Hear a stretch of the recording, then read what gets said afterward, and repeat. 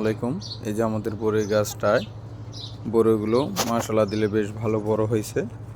এই যে দেখুন কি সুন্দর, অনেক বড় বড় অনেক বরই ধরছে গাছে প্রচুর পরিমাণে। এখানে এই যে এই একটি গাছে দুটি জাতকরণ, এই যে একটি হলো দেশি বরই, এই যে দেখুন আপনারা, এটা হলো দেশি বরই গাছ।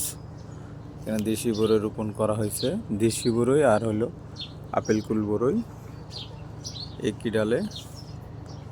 দেখুন কি সুন্দর, এই যে বরইগুলো। দেশি বরইটা খুবই কম আসছে, আপেল কুল বরইটা অনেক আসছে। এই যে অসাধারণ বরই গাছটা, অসাধারণ।